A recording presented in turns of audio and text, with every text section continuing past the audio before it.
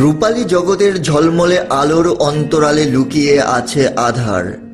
এই অঙ্গনে কাজ করতে গিয়ে অনেক তারকা অভিনেত্রী কুপ্রস্তাব পেয়েছেন। ভারতীয় বাংলা সিনেমার জনপ্রিয় অভিনেত্রী অঞ্জনা বসুও তার ব্যতিক্রম নন। তিক্ত সেই অভিজ্ঞতা ভক্তদের সঙ্গে ভাগ করে নিয়েছেন। ভারতীয় একটি গণমাধ্যমকে সাক্ষাৎকার দিয়েছেন অঞ্জনা বসু।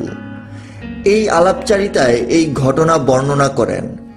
বধূবরণ তারকা বলেন, রামকৃষ্ণ ও সারদা সিরিয়ালে যখন সুযোগ পাই, কাজ পাকা হওয়ার পর ধারাবাহিকটির নির্বাহী প্রযোজক আমাকে ফোন করেছিলেন।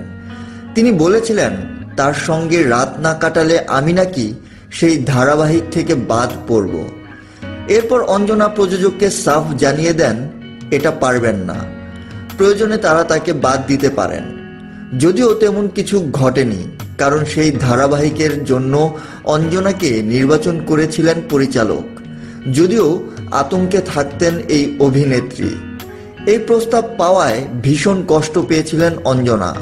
তার মতে, ফোনে জবাব দেওয়ার পর সারা রাত ছেলেকে জড়িয়ে ধরে কেঁদেছিলাম। ওই লোকটার ভয়ে গ্রিন রুমে সারাক্ষণ দরজা বন্ধ করে থাকতাম। ওর কোনো কাজ আমি করিনি। তবে অনেক পরে কারো সঙ্গে রাত না কাটিয়েও যে টলিউডে কাজ করা যায় তা বোঝাতে ওর একটি বিজ্ঞাপনে দ্বিগুণ টাকা নিয়ে কাজ করেছিলাম। পরে বিজ্ঞাপনের পারিশ্রমিকের টাকা বিছানায় বিছিয়ে তার উপরে ঘুমিয়েছিলেন অঞ্জনা, কারণ এর মাধ্যমে অতীতের দুঃসহ সেই স্মৃতি ভুলতে চেয়েছিলেন এই অভিনেত্রী। অসংখ্য টিভি সিরিয়ালে যেমন অভিনয় করেছেন, তেমনি ভারতীয় বাংলা সিনেমায়ও তার সরব উপস্থিতি।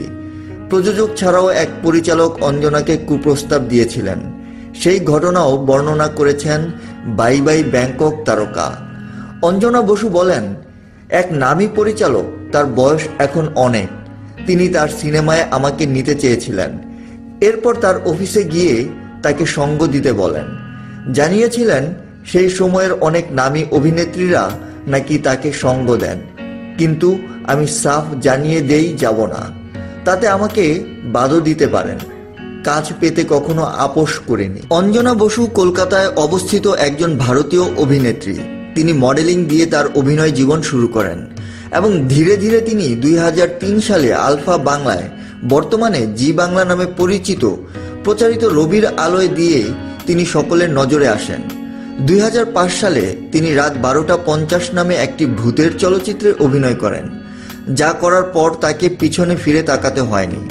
তিনি অনিকেত চট্টোপাধ্যায়ের 6 ছুটি এবং বাই বাই ব্যাংকক ছবিতে অভিনয় করেছেন। তিনি আলপনার এর গানের ওপারে মহৎ বৃহৎ ধারাবাহিকে কাজ করেছেন।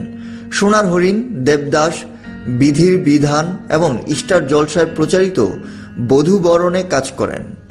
অঞ্জনা কৃষ্ণকলিতে আমল পালেকারের সাথে কাজ করেছেন।